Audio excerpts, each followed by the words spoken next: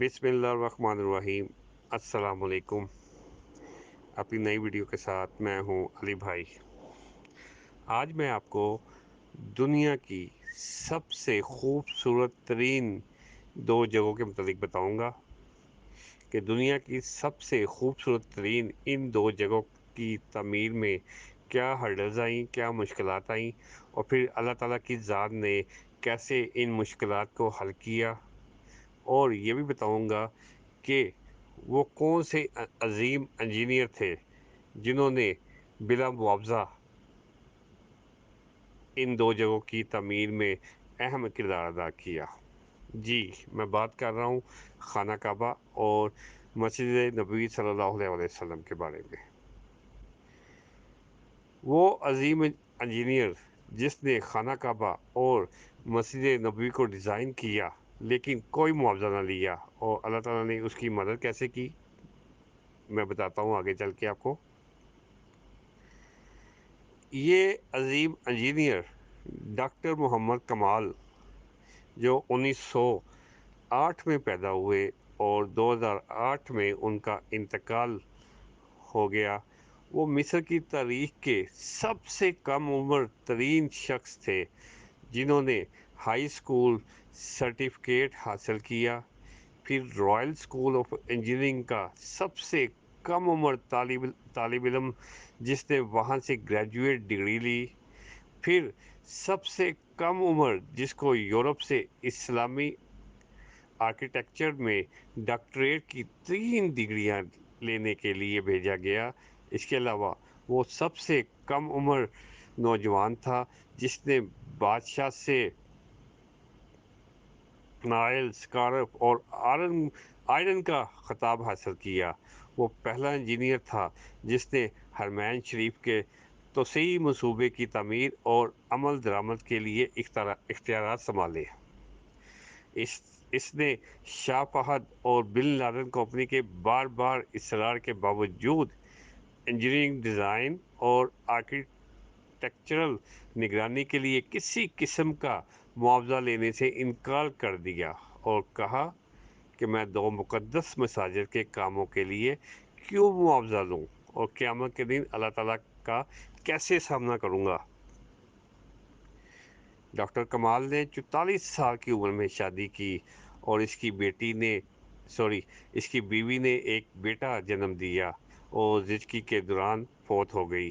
इसके बाद वो मरते दम तक इबादत इलाही में मसरूर रहे और उनकी उम्र 100 साल से भी ज़्यादा थी और दुनिया और मीडिया की चकाचौंध से हटकर गुमनाम रहकर हरमैन शरीफैन की खिदमत की।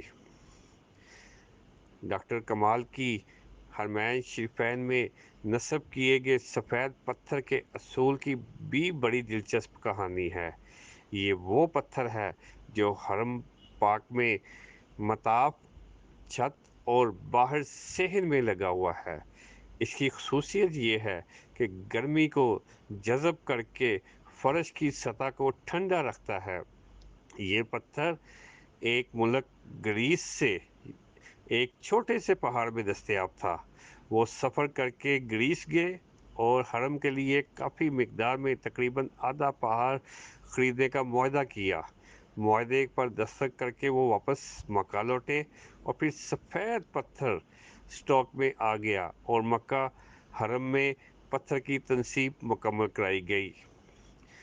15 साल बाद सऊदी हुकूमत ने ऐसा ही पत्थर मस्जिद नबवी सल्लल्लाहु अलैहि वसल्लम में भी नस्ब करने के लिए कहा।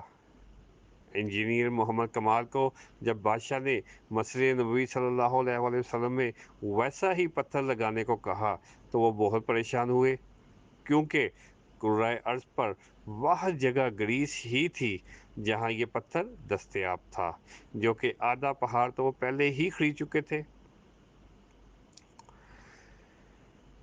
इंजीनियर मोहम्मद कमाल बताते हैं कि वो ग्रीस में उसी कंपनी के चीफ एग्जीक्यूटिव के पास गए, इसे मिले और मार्बल की बकाया मिकदार जो बच गई थी इसके बारे में पूछा। तो चीफ एग्जीक्यूटिव ने बताया, वो मार्बल तो हमने आपके जाने के बाद बेच दिया था, अब तो 15 साल हो गए हैं। कमाल बहुत अफसरदा हुआ और मीटिंग छोड़कर जाने लगे तो ऑफिस सेक्रेटरी से मिला और गुजारिश की मुझे उस शख्स का अता पता बता दे जिसने बकिया तमाम मार्बल की मिकदार खरीदी। तो इसने कहा, पुराना रिकॉर्ड तो तलाश करने में बहुत मुश्किल है, लेकिन आप मुझे अपना फ़ोन नंबर दे जाएं, मैं तलाश करने की कोशिश करती हूँ। इसने अपना नंबर और होटल का पता दिया और अगले दिन आने का वादा करके चले गए। दफ्तर छोड़ने से पहले कमाल इंजीनियर ने सोचा कि मुझे क्या ज़रूरत है कि किसने ख़रीदा, अल्लाह खुद ही कोई ना कोई बंदोबस्त कर देगा। अगले दिन एयरपोर्ट जाने से चंद घंटे कबल उसे फ़ोन कॉल आई, मुझे मार्बल के खरीदार का एड्रेस मिल गया है। अब मैं बहुत आस्ता रफ्तार से दफ्तर गया। अब क्या करूं? खरीदार के एड्रेस को, क्योंकि इतना लंबा अरसा गुजर गया है। इंजीनियर कमाल जब दफ्तर पहुंचे तो सेक्रेटरी ने कंपनी का पता दिया जिसने मार्बल खरीदा था। जब कमाल ने पता देखा तो कुछ देर के लिए इसका दिल धड़कना भूल गया। वो जोर जोर से सांस ले रहे थे क्योंकि वो कंपनी जिसने मार्बल खरीदा था वो सऊदी थी। कमाल ने सऊदीया की फ्लाइट उसी वक्त पकड़ी और उसी दिन वो सऊदी अरब चले गए और सीधा उस कंपनी के दफ्तर में पहुंचे और डायरेक्टर एडमन को मिला और पूछा कि आपने इस मार्बल का क्या किया जो ग्रीस से खरीदा था। तो इसने कहा, मुझे याद नहीं। फिर इसने स्टॉक रूम से रब्ता किया और उससे पूछा कि वो मार्बल जो ग्रीस से मंगवाया था किधर है। तो उन्होंने कहा, वो तो सारी मिकदार में मौजूद है और इसको कभी भी इस्तेमाल नहीं किया गया, जैसे आया था वैसे ही पड़ा है, उसमें तो एक पत्थर भी इस्तेमाल नहीं हुआ। तो इंजीनियर कमाल एक बच्चे की तरह रोने लगे और कंपनी के मालिक को पूरी कहानी सुनाई। इसने कंपनी के मालिक को ब्लैंक चेक दिया और कहा, इसमें जितनी रकम आपने भरनी है आप फिल कर लो और मार्बल की तमाम मिकदार मेरे हवाले कर दो। जब कंपनी के मालिक को पता चला, अल्लाह अकबर, अल्लाह अकबर, कि ये तमाम मार्बल मस्जिद नबवी सल्लल्लाहु अलैहि वसल्लम में इस्तेमाल होना है, तो इसने कहा, मैं एक रियाल भी नहीं दूंगा। अल्लाह ने ये सारा मार्बल मुझसे ख़रीद लिया है और मैं भूल गया, इसका मतलब यही था कि ये मार्बल मस्जिद नबवी सल्लल्लाहु अलैहि वसल्लम में इस्तेमाल होना है। सुबहान अल्लाह, सुबहान अल्लाह। तो नाज़रीन, ये थी मस्जिद नबवी सल्लल्लाहु अलैहि वसल्लम की तामीर की कहानी। एंड पे मैं थोड़ा सा, जब ये वाक़या मैं आपको बता रहा था, जब उस शख्स ने कहा मैंने 1 रुपया नहीं लेना, 1 रियाल नहीं लेना, तो मेरी आंखों में आंसू आ गए। अल्लाह पाक उन्हें जज़ा दे।